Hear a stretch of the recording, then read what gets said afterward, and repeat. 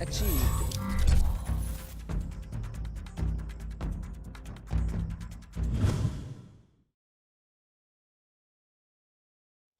What is up, everybody, and welcome to Studio Day Heffrey on a day of news. You know, I enjoy doing sports radio. It's fun, right? You grow up watching sports, and then you grow up making words, so why not make words about sports? But I did not know that I was going to have a sports story be about me. It is, I guess, kind of fun, but also kind of, no, I don't want it. I don't like it.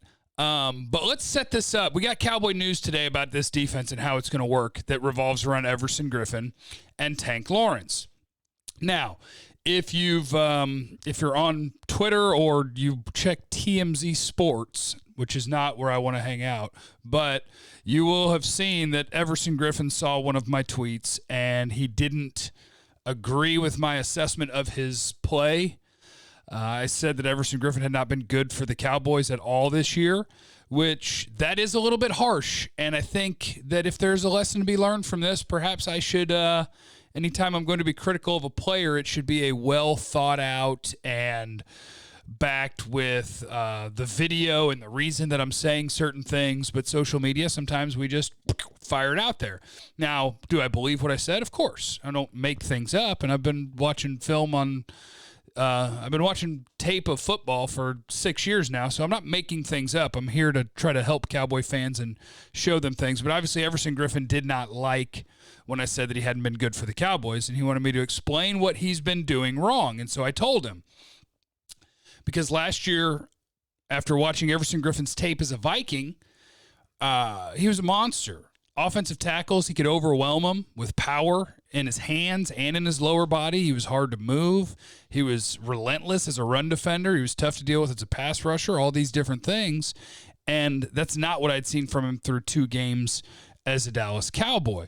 So he took issue with what I had to say about the way that he was playing. Well, the news that broke yesterday would seem to run contrary to the idea that he's been playing great. So let's take a look at this. This is Michael Gelkin of the Dallas Morning News.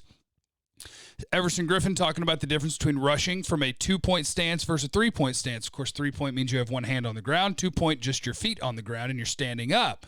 Experiment is over. He plans to have hand in the dirt more moving forward. That's what I'm more comfortable at. Better technique with hand usage, footwork. And Michael Gelkin goes on to say, given Griffen's comments, it's fair to expect Lawrence will revert more to the 3-point stance as well. And Griffen talking about how the Cowboys only have 2 sacks this year. These past 2 games, we haven't been generating pressure that well, to be honest with you guys. Doing whatever we have to do to generate that push in the middle. That's what we need to do. So, sweet, sweet vindication for Studio Day Heffrey, because that's what I was saying. You know, the idea that everything was fine and that the Everson Griffen was playing great and, oh, there's no worries, what are you talking about, was a little bit silly. So here is the reason for what's going on. This is the reason.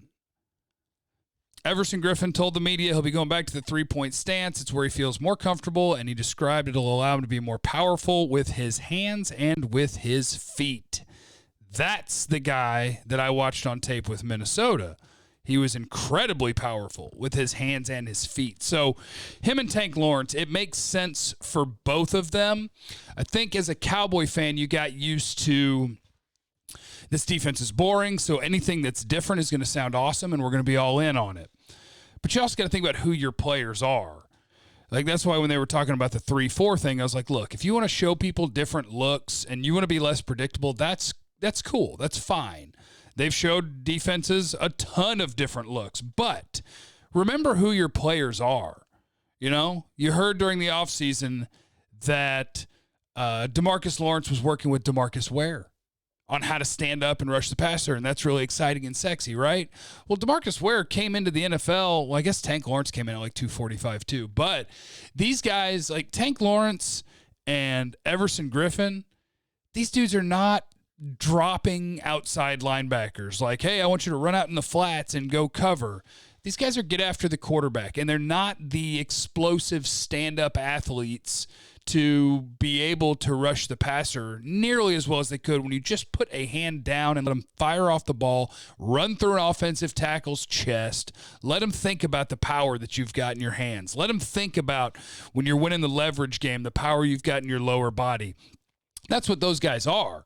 They're 4-3 defensive ends. Neither one of these guys is a stand-up linebacker that's going to rush the passer. They are put the hand down, go kick his ass. That's the sort of players that they are, and that's what they need to get out of these guys. So Griffen made a fair point, which he said, well, is it fair? That it's been 2 weeks, right? And it's been a weird preseason, and you want to judge on where you're headed and where you're going to end up. But at the same time, if this team were 0-2 and they played in a decent division, you'd be looking at it going, crap, how are we going to make the postseason? So every game matters, and I'm going to break down every game. How are you going to wait till November and then break down the team? What am I going to talk about for 5 hours a day on the home of the Cowboys, 105.3 The Fan? We're going to talk about each game and what's happened. And in each game and what's happened, the Cowboys' defensive front has not been good enough at getting pressure. They also haven't been good enough in the run game. The stats on yards per carry might say they have, but just watching the front four, you're watching guys who normally are bullies get bullied, with the exception probably of Tank and sometimes Aldon Smith. You're watching guys that you need to win at the point of attack, not win at the point of attack. And it shows up in the next-gen stats that have come out today. So next-gen stats, what they do is they've come up with a pass rush win rate, a run stop win rate, and the idea is just how quickly do you beat your blocker when it comes to pass rushing or trying to stop the run. The Cowboys in team pass rush win rate are 26th in the league. So nobody's doing it. Nobody is beating their blocker on a regular basis and getting pressure on a quarterback at a clip that is acceptable for an NFL team. 26th in pass rush win rate. Run stop win rate. The Cowboys are 30th in the league. So nobody on that team. Now, this one can be tricky because, once again, they're talking about how long it takes you to get off a block. If you're holding a gap and you didn't choke slam your guy to get him out of the way and make the tackle, you're holding your gap, and you can do your job. But still, 30th in the league is 30th in the league.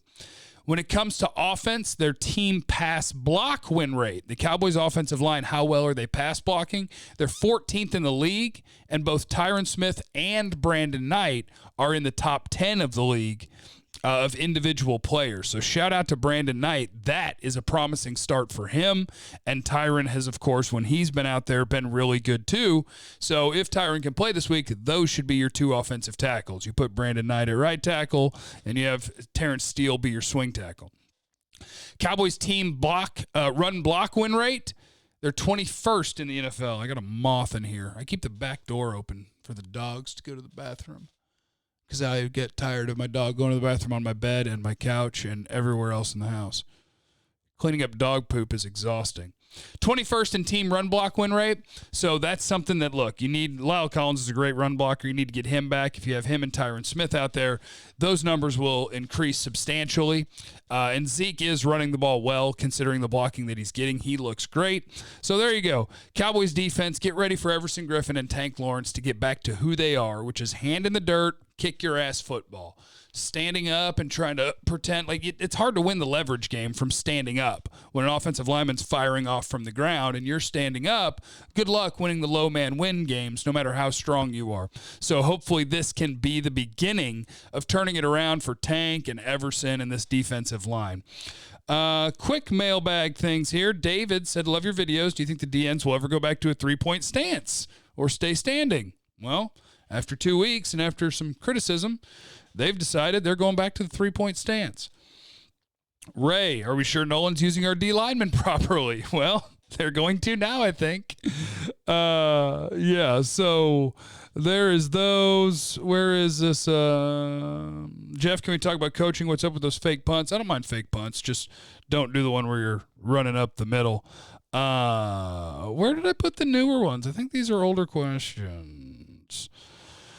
Oh, well, I apologize. Can't find the mailbag questions. Well, I will. I'll go through there, and I'll have some of those tomorrow. We'll preview Cowboys versus Seahawks tomorrow. Make sure that you're subscribed. You got the notifications turned on. The 21% Club. That's the people who have the notifications turned on.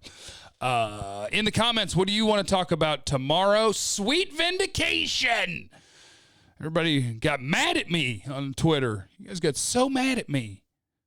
I don't make things up. I watch the tape. That's why I trust the tape. You got to trust the tape. I love you guys. Who's still here at 10:33? And I'll catch you tomorrow. I'm going to go play 18 holes and be terrible at golf, and I'll see you on the radio. I love you. Bye.